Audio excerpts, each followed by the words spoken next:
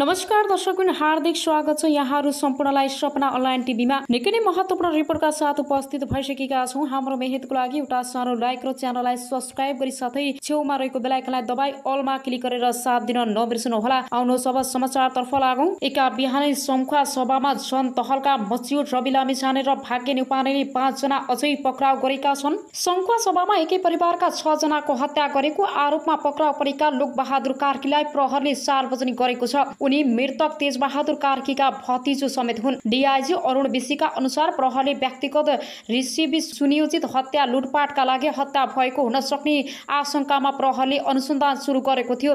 तर घरमा भएको सम्पत्ति र मृतकले लगाएको गरगहना सुरक्षित भएकाले लुटपाटका लागि हत्या भएको पाइएन भने बाहिरबाट आएर घटना गराएको पनि देखिएन।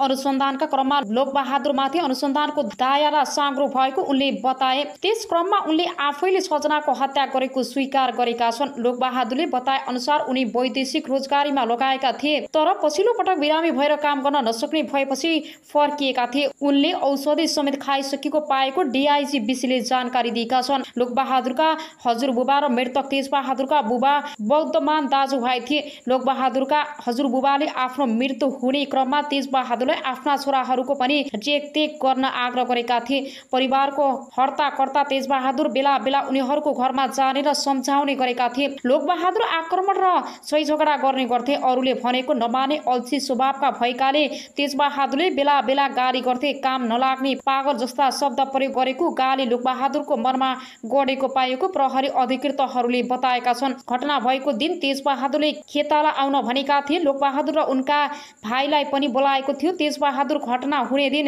बाबु र भाइ घाँस काट्न गएका थिए भने लोकबहादुर घरमै थिए। बिहानै उठाउँदा लोकबहादुर रिसाएर विगतदेखि नै आफूलाई गाली गलोज गरेको मनमा गढेको आक्रोश समेत भएकाले उनले तेजबहादुरलाई पछ्याउँदै गए। गोकर्णको सुख भएको स्थानमा पुगेपछि उनले टाउकोमा चिरपोटले हानेको पाएको छ। 2-3 पटक हानेपछि तेजबहादुर लोकेलले मार्यो भनेर कराए। त्यो सुनेर घरमा भएकी उनकी श्रीमती कमला र बुहारी रञ्जना दौड्दै आए। त्यो देखेपछि लोकबहादुरले तेजबहादुरको शवलाई कान्ला मुनि धकेली दिएर काकी भएतिर गए। उनलाई पनि त्यही चिरपटले हानेर खोल्सा तल झारिदिए।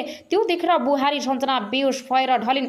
उनी उड्दा उड्दै लोकबहादुरले चिरपटले हाने। कमला र रञ्जनालाई पछ्याउँदै गएका 2 नाबालक दिपेन र गोमालाई पनि लोकबहादुरले लखेटी चिरपटले हानेर हत्या गरेको अनुसन्धानका क्रममा खुलेको छ। एकै परिवारका 5 जनाको हत्यापछि उनी तेजबहादुरकै घरमा गए, जहाँ हजुरआमा पार्वती कुँडो पकाइरहेकी थिइन्। लोकबहादुरले उनको टाउको भित्तामा बजारेर हत्या गरेको प्रहरी अनुसन्धानबाट खुलेको डीआईजी विशीले जानकारी दिए। 6 जनाको हत्या गरेपछि लोकबहादुर घरमा गएर घटनामा प्रयोग भएको चिरपोट कुँडो पकाउन बालेको आगोमा हालेको पाएको प्रहरीले जनाएको छ।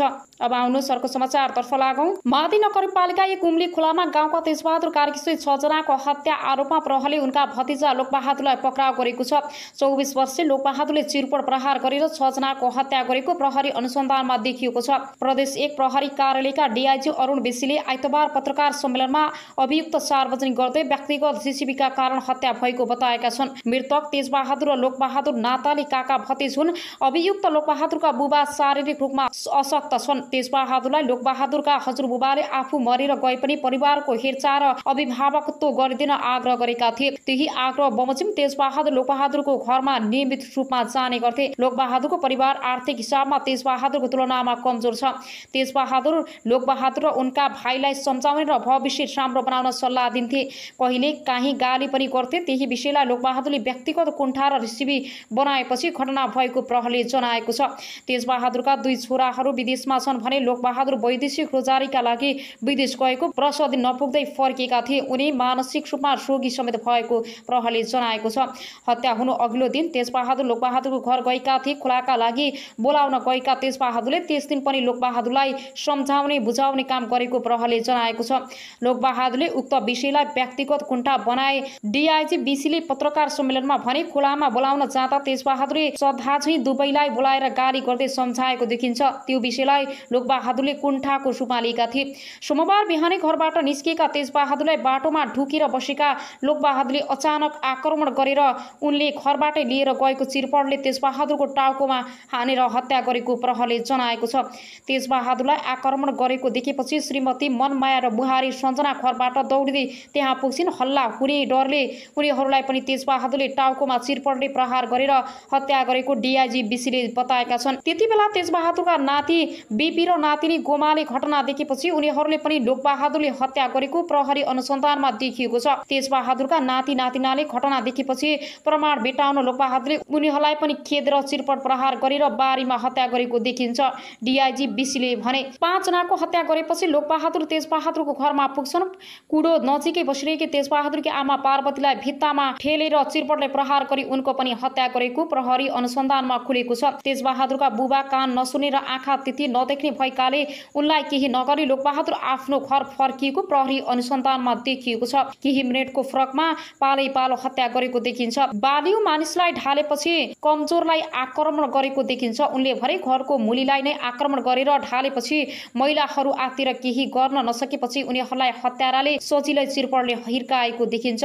प्रहरलाई आरोपी लोकबहादुरले दिएको बयानमा तेजबहादुरले आफूलाई अल्छी जाँगर नभएका लगायतले विभिन्न शब्द प्रयोग गर्ने गाली गर्ने जस्ता कार्य गरेको भन्दै हत्या गरेको बयान दिएको उल्लेख छ। तेजबहादुरले लोकबहादुरलाई सम्झाउने क्रममा उनी गाली गर्नेलाई कुण्ठाको रूपमा लिएपछि त्यही विषयलाई लिएर हत्या गरेको देखिन्छ। उनले भने 6 जनाको हत्या गरेपछि हातमा भएको चिरपटलाई लोकबहादुरले 150 मिटरमा रहेको आफ्नो घरमा लगी डढाएको प्रहरी अनुसन्धानमा देखिएको छ। हत्या गरेपछि लुगा फेरेर लोकबहादुर घरमाथि चढेका थिए। बिहान 8:30 बजेतिर लोकबहादुरले आफ्नो भाइलाई पर बडीबाको लास छ भनेर सुनाएका थिए। हत्या भएको स्थान लोकबहादुरको घरबाट देखिँदैन। घरमाथिबाट कसरी मृतकको शव देखियो भन्ने बारे हामीले अनुसन्धान गर्दै जाँदा अभियुक्त पत्ता लाग्यो। डीआईजी बीसीले भने आफन्तको हत्या हुँदा लोकबहादुरमा कुनै संवेदना नदेखेपछि शंका गर्ने ठाउँ भयो। लोकबहादुरको कपडामा लागेको रगतको दाग मेटेपछि पक्राउ गरेर अनुसन्धान थालेपछि हत्या गरेको स्वीकार्दै बयान दिएका छन्। प्रहरले मृतकले प्रयोग गरेका मोबाइल विधि विज्ञान प्रयोगशालामा पठाएको छ।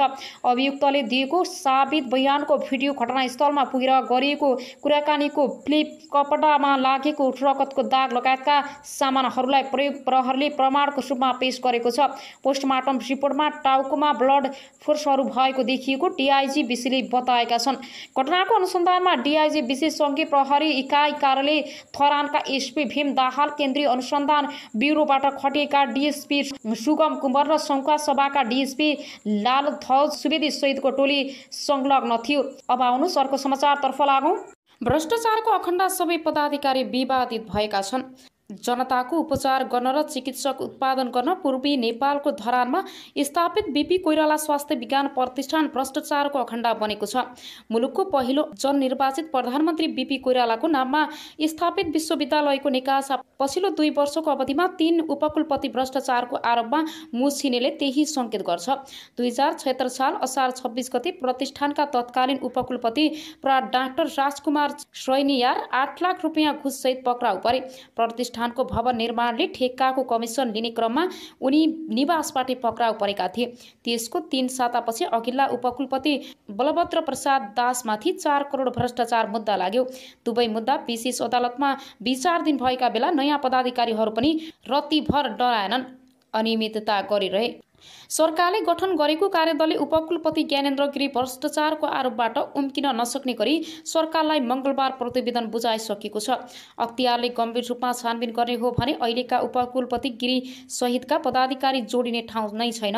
कार्यदलका एक सदस्यले अनलाइन खबरसँग भने राजनीतिको आडमा नियुक्ति भएपछि मलाई जे गर्न पछि छुट हुन्छ भन्ने सोचले यस्तो अवस्थामा पुर्याएको हो। उनी आफू त बदनाम भए संस्था समेत खराएसी बनाए। स्त्री रोग विशेषज्ञ समेत रहेका प्र डाक्टर मोहन चन्द्र रेग्मी फिस्टुलालाई रोग विशेषज्ञ हुन विशेषज्ञहरूको समुदायमा उनी राम्रा प्राचीन व्यक्तिको रूपमा चिनिन्छन्। बीपी कोइराला स्वास्थ्य विज्ञान प्रतिष्ठानमा कार्यरत रहेका उनलाई कता कता कार्यकारी र व्यवस्थापनका पदमा जाने महत्वाकांक्षा बढ्यो। प्रतिष्ठानका उपकुलपति डाक्टर ज्ञानेन्द्र गिरीसँग हिमचिम बढाएका उनले सुरुमा अस्पतालका निर्देशकको पद ताकेका थिए। अस्पतालका निर्देशक गौरी शंकर शाह आफैमा योग्य नभएको जानकारहरू बताउँछन्। उपकुलपति गिरीको साथमा शाहलाई पदमुक्त गरेर अस्पताल निर्देशक पदमा जाने रेग्मीको